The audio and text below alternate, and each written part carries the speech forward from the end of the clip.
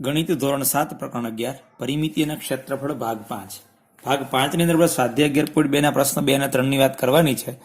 આપણે ભાગ 4 ની અંદર આપણે સમાંતર બાજુ ચતુષ્કોણનું ક્ષેત્રફળ મેળવતા શીખી ગયા. અહીંયા આપણે ભાગ 2 ની અંદર 5 ની અંદર આપણે ત્રિકોણનું ક્ષેત્રફળ મેળવવાનું છે અને સમાંતર બાજુ ચતુષ્કોણનું ક્ષેત્રફળ આપ્યું હોય ત્યારે આધાર કે ઊંચાઈ આપણે મેળવવાના છે. આપણે અગાઉ શીખી ગયા કે સમાંતર બાજુ ચતુષ્કોણ હોય, દાખલા તરીકે એક સમાંતર બાજુ ચતુષ્કોણ બનાવું છું. આ સમાંતર બાજુ ચતુષ્કોણ છે, બરાબર, જેની સામસામેની બાજુઓ સમાંતર હોય એને સમાંતર બાજુ ચતુષ્કોણ કહેવાય.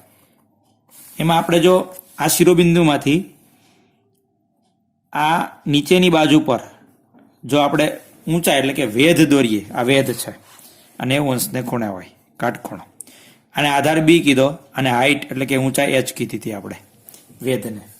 તો આનું ક્ષેત્રફળ શું થઈ ગયું હતું? સમાંતર બાજુ ચતુષ્કોણનું ક્ષેત્રફળ, સમાંતર બાજુ ચતુષ્કોણનું ક્ષેત્રફળ, સમાંતર બાજુ ચતુષ્કોણનું ક્ષેત્રફળ આપણે ગ્રાફની મદદથી મેળવ્યું હતું લંબચોરસનો ઉપયોગ કરીને. આધાર ગુણ્યા ઊંચાઈ એટલે કે બી ગુણ્યા એચ. બી એટલે આધાર, આધાર ગુણ્યા એચ એટલે ઊંચાઈ, ઊંચાઈ જેને આપણે વેધ કીધો હતો. હવે જો આપણે આના બે ત્રિકોણ બનાવી દઈએ, આ એક સમાંતર બાજુ ચતુષ્કોણ છે, એમાંથી બે ત્રિકોણ બનાવી દઈએ આપણે, તો આપણે એટલી ખબર પડે કે આ એક ત્રિકોણ ને એક બીજો આ ત્રિકોણ. તો આનું ક્ષેત્રફળ કેટલું હોય? તો કે આના બેયના સરવાળા એટલે કે આ આખાનું ક્ષેત્રફળ કેટલું હોય? તો કે બે ત્રિકોણના સરવાળા જેટલું. તો આ એક ત્રિકોણનું ક્ષેત્રફળ કેટલું હોય? તો કે આ સમાંતર બાજુ ચતુષ્કોણના ક્ષેત્રફળ કરતા અડધું, બરાબર. તો જો આ ત્રિકોણ આપણે, તો ત્રિકોણનું ક્ષેત્રફળ, આ એક ત્રિકોણની વાત કરીએ, ત્રિકોણનું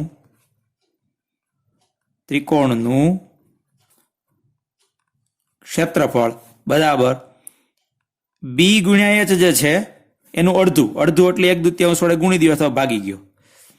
અડધું એટલે 2 વડે ભાગ્યો. આ 1/2 સામાન્ય કાઢી લઈએ, 12 લઈ લઈએ.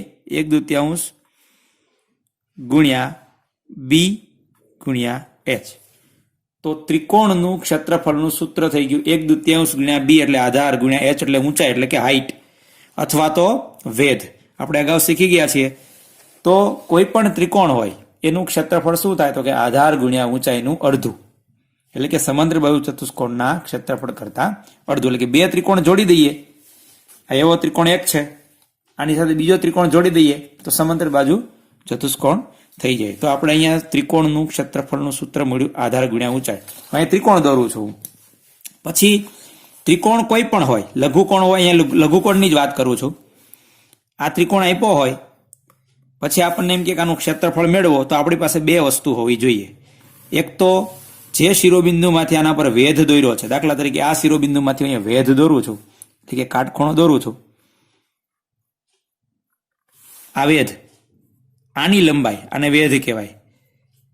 જે ખરેખર ત્રિકોણની શું છે? ઊંચાઈ, બરાબર. એટલે આપણે એને વેધને પણ એચ તરીકે જ ઓળખીએ છીએ. એના તરીકે એચ તરીકે. આ નીચેનું શું કહેવાય? તો કે પાયો. કોના માટે? આ વેધ માટે. તેને બેઝ બી તરીકે ઓળખીએ છીએ. એટલે આનું ક્ષેત્રફળ કેટલું હોય? તો કે બી ગુણ્યા એચ નહીં, એનું અડધું, કારણ કે બીજો ત્રિકોણ અહીંયા દોરીએ એટલે સમાંતર બાજુ ચતુષ્કોણ થઈ જાય. તો આપણે હવે જ્યારે ત્રિકોણનું ક્ષેત્રફળ મેળવીએ ત્યારે 1/2 ગુણ્યા પાયો ગુણ્યા વેધ, પાયો ગુણ્યા વેધ એટલે કે આધાર ગુણ્યા ઊંચાઈ એટલે કે 1/2 બી ગુણ્યા એચ. આ આપણે સૂત્ર વાપરીશું, બરાબર. પછી જો ત્રિકોણ લઘુકોણ હશે તેનો વેધ અંદર હશે. ત્રિકોણ કાટકોણ હશે તો એમની કાટખૂણો બનાવતી એક બાજુ, આ કાટકોણ ત્રિકોણ છે, તો આમાં વેધ તમે અહીંથી દોરશો, અહીંથી, તો આ પોતે જ જે બાજુ છે એ જ વેધ થશે. અહીંથી દોરશો તો આ બાજુ છે એ જ વેધ થશે, તો આ પાયો થશે. પણ જો અહીંથી વેધ દોરશો તો કર્ણ ઉપર આવશે, તો એ વેધ આપણને દેખાશે. બાકી અહીંથી વેધ દોરશો તો દેખાશે નહીં, કારણ કે બાજુ ઉપર જ આવશે. અહીંથી વેધ દોરશો તો પણ એ બાજુ ઉપર જ આવશે. જો ત્રિકોણ ગુરુકોણ હશે તો એનો વેધ છે ને એ ત્રિકોણની બહાર આવશે, બરાબર. જો દાખલા તરીકે અહીં હું એક ગુરુકોણ ત્રિકોણ દોરું છું માત્ર સમજવા માટે.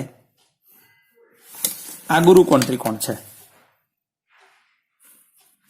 બરાબર. હવે આ ગુરુકોણ ત્રિકોણની અંદર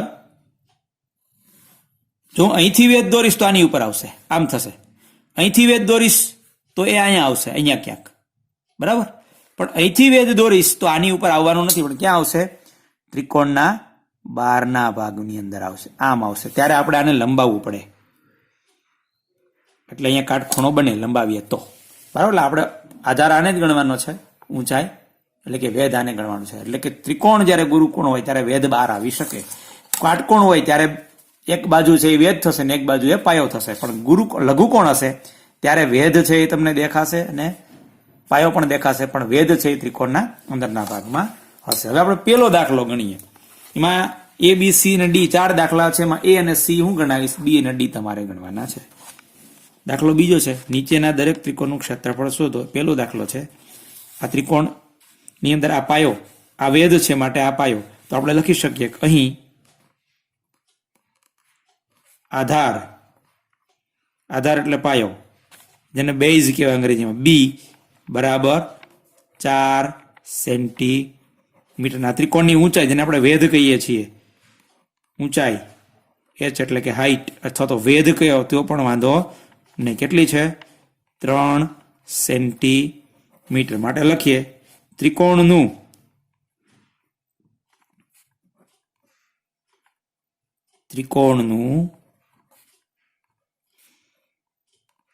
ક્ષેત્રફળ બરાબર 1/2 ગુણ્યા પાયો એટલે આધાર, આધારને આપણે બી કહીએ છીએ, ગુણ્યા વેધ એટલે કે ઊંચાઈ. અંગ્રેજીમાં લખવું હોય તો આમ, જો આ એક લખ્યું હોય અંગ્રેજીમાં લખવું હોય તો આમ લખીશ 1/2 ગુણ્યા આધાર એટલે બેઝ ગુણ્યા ઊંચાઈ એટલે h. આ લખો કે આ બેમાંથી એક લખવાનું, બે લખવાનું નથી. બે મેં જાણકારીમાં લખ્યું છે, બરાબર. 1/2 ગુણ્યા બી ની કિંમત છે 4 સેન્ટીમીટર ગુણ્યા h ની કિંમત છે 3 સેન્ટીમીટર. છેદ ઉડાડી શકાય, અથવા તો પેલા અંશનો અંશમાં ગુણાકાર પછી છેદ ઉડાડી. 1 ચોક 4, 4 તેરી 12 સેન્ટીમીટર ગુણ્યા સેન્ટીમીટર એટલે કે સેન્ટીમીટર સ્ક્વેર એટલે કે ચોરસ સેન્ટીમીટર. છેદમાં કેટલા છે? 2. હવે છેદ ઉડાડે તો એ વાંધો નહીં. 2 6 12. તો જવાબ આવ્યો 6 સેન્ટીમીટર સ્ક્વેર અથવા ચોરસ સેન્ટીમીટર. તો આવી રીતે આપણે પાયો અને આધાર, પાયો અને ઊંચાઈ આપ્યા હોય, એટલે કે પાયો અને વેધ આપેલા હોય ત્યારે ત્રિકોણનું ક્ષેત્રફળ મેળવી શકીએ. દાખલો બી છે એ તમારી જાતે ગણવાનો છે, તેની આકૃતિ તમને અહીં બતાવું છું. અહીંયા પાયો આ છે, કારણ કે વેધ આ છે એટલે માટે પાયો આ અને વેધ આ છે, બરાબર. ત્રીજો દાખલો હું ગણાવું છું, ચોથો તમારી જાતે ગણ લેવાનો છે. ચોથો દાખલો ગુરુકોણ છે, બરાબર. પાયાની કિંમત આપી દીધી છે, વેધની કિંમત પણ તમને આપી દીધી છે ચોથા દાખલાની અંદર. દાખલો ત્રીજો એટલે કે સી દાખલો ગણાવું છું.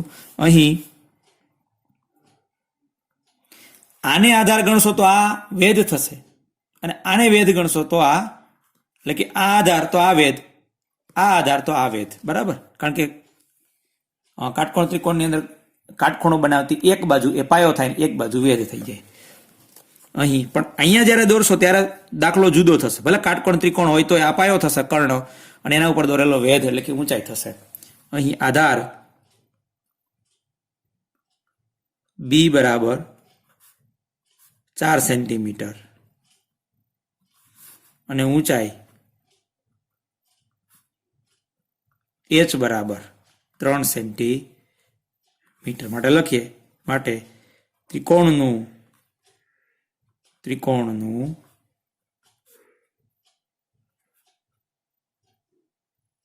ક્ષેત્રફળ બરાબર 1/2 કૌંસમાં બી ગુણ્યા h. આમ લખો તો પણ વાંધો નહીં, કારણ કે કૌંસમાં લખો કે ન લખો, કારણ કે આગળ તો ગુણાકાર જ છે એટલે ફેર પડવાનો નથી. 1/2 ગુણ્યા બી ની કિંમત 4, h ની કિંમત 3. 4 તેરી 12 એકા 12, અથવા તો છેદ વળી શકો 12/2. સેન્ટીમીટર ગુણ્યા સેન્ટીમીટર એટલે કે ચોરસ સેન્ટીમીટર. ચોરસ સેન્ટીમીટર લખો કે સેન્ટીમીટર વર્ગ લખો. 2 6 12. જવાબ અહીંયા પણ કેટલો આવશે? 6 ચોરસ સેન્ટીમીટર. ડી દાખલો તમારી જાતે ગણી લેવાનો છે. હવે આગળ જોઈએ આપણે આ ત્રિકોણના ક્ષેત્રફળના દાખલા તમે ફરીથી જોઈ શકો છો અહીંયા. હવે આપણે જોઈએ દાખલો ત્રીજો. દાખલો ત્રીજો સમાંતર બાજુ ચતુષ્કોણ માટેનો, સમાંતર બાજુ ચતુષ્કોણનો જ છે, પણ અહીંયા આપણને આધાર અને ઊંચાઈ બે નથી આપી દીધા. ક્ષેત્રફળ આપી દીધું છે અને આધાર આપ્યો છે. અહીંયા 4 દાખલાઓ છે. રકમ આવી રીતે છે, મેં અલગ અલગ દાખલાઓની રકમ લખી છે. આધારની કિંમત, ઊંચાઈની કિંમત અને સમાંતર બાજુ ચતુષ્કોણના ક્ષેત્રફળની. જ્યારે સમાંતર બાજુ ચતુષ્કોણનું ક્ષેત્રફળ આપ્યું હોય અને આધાર કે ઊંચાઈ બેમાંથી એક આપ્યો હોય બીજું આપણે મેળવવાનું હોય ત્યારે આ દાખલા કેવી રીતે ગણાય. એવો જ દાખલો ચોથો છે જે ત્રિકોણ માટે છે કે ક્ષેત્રફળ આપી દીધું હોય, આધાર અથવા ઊંચાઈ બેમાંથી એક આપ્યું હોય એને બીજું મેળવવાનું હોય. એ આપણે આની પછીના ભાગની અંદર જોવાનું છે. તો દાખલો એ અને દાખલો બી હું ગણાવું છું, દાખલો સી અને ડી તમારે ગણવાનો છે. તો આ લખીશું અહીંયા કે અહીં આધારને અંગ્રેજીમાં બી કહેવાય છે, બેઝ. આધાર બી બરાબર 20 સેન્ટીમીટર અને ઊંચાઈ આપણે મેળવવાની છે. ઊંચાઈ એચ બરાબર કેટલા એ આપણે મેળવવાના છે. અને સમાંતર બાજુ ચતુષ્કોણનું ક્ષેત્રફળ આપેલું છે. ટૂંકમાં લખું છું, સમાંતર બાજુ ચતુષ્કોણનું ક્ષેત્રફળ કેટલું છે તો કે 246 સેન્ટીમીટર સ્ક્વેર એટલે કે ચોરસ સેન્ટીમીટર. તો આપણે લખીએ સૂત્ર, સમાંતર બાજુ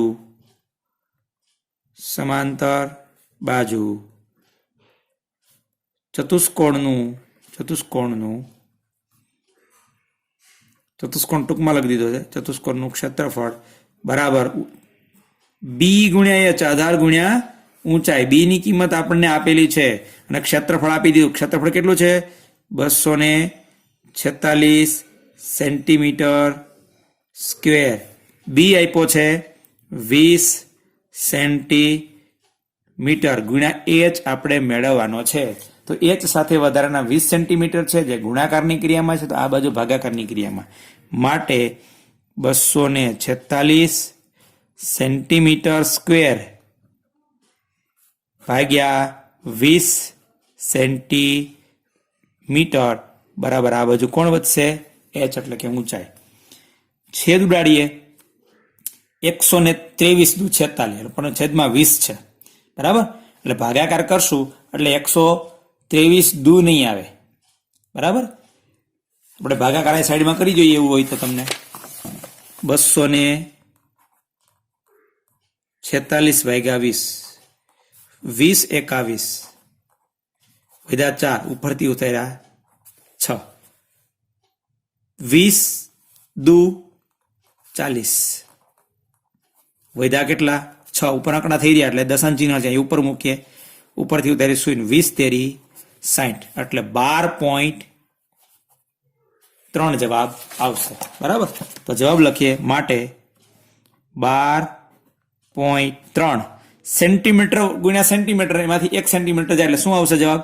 સેન્ટીમીટર બરાબર એચ. એટલે કે એવો આ ચતુષ્કોણના ઊંચાઈનું માપ 12.3 સેન્ટીમીટર હશે. આવી રીતે આપણે આધાર આપ્યો છે અને ઊંચાઈ મેળવી ક્ષેત્રફળ અને આધારની મદદથી. હવે આના પછીનો દાખલો જોઈએ, એની અંદર આપણે ઊંચાઈ આપી છે અને સમાંતર ચતુષ્કોણનું ક્ષેત્રફળ આપ્યું છે, આધાર મેળવીએ. દાખલો બીજો હું ગણાવું છું, બીજો ચોથો તમારી જાતે ગણવાનો છે. લખીએ અહીં આધાર આપણે મેળવવાનો છે, આધાર એટલે કે બી આપણે મેળવવાનો છે, એટલે કે પ્રશ્નાર્થ ચિહ્ન. ઊંચાઈ આપેલી છે, ઊંચાઈ એટલે કે એચ, હાઈટ અથવા તો વેધ બરાબર 15 સેન્ટીમીટર અને સમાંતર બાજુ ચતુષ્કોણનું ક્ષેત્રફળ આપ્યું છે, કેટલું છે? 154.5 સેન્ટીમીટર વર્ગ એટલે કે ચોરસ સેન્ટીમીટર. આપણે સૂત્ર લખીએ, સમાંતર બાજુ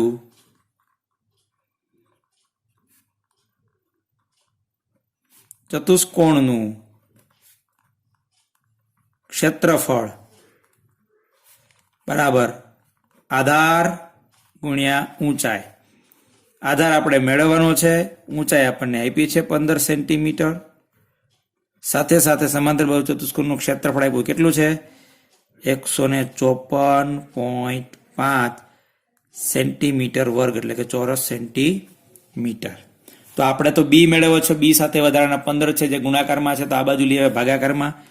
માટે 154.5 ભાગ્યા 15 ઉપર સેન્ટીમીટર સ્ક્વેર એટલે કે સેન્ટીમીટર ગુણ્યા સેન્ટીમીટર, એટલે છેદ ઉડાડે કેવી રીતે હું તમને સમજાવું, અને નીચે સેન્ટીમીટર જો શું કર્યું મેં, આ સેન્ટીમીટર વર્ગને આપણે પુનરાવર્તિત ગુણાકાર સ્વરૂપે લખ્યા, સેન્ટીમીટર ગુણ્યા સેન્ટીમીટર, આપણે ખબર પડે છેદ કેવી રીતે ઉડે છે.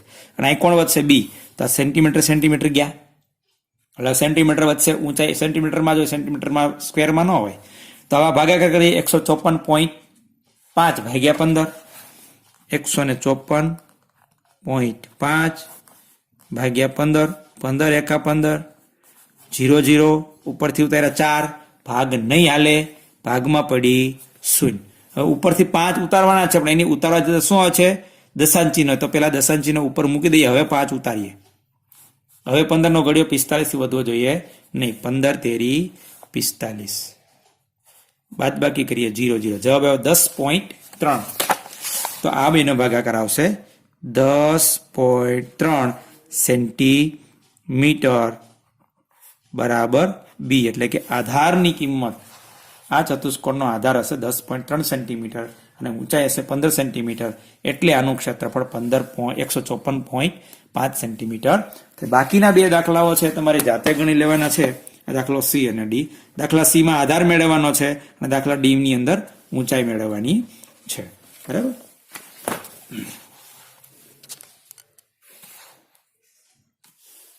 આ બંને દાખલા ફરીથી જોઈ લઈએ.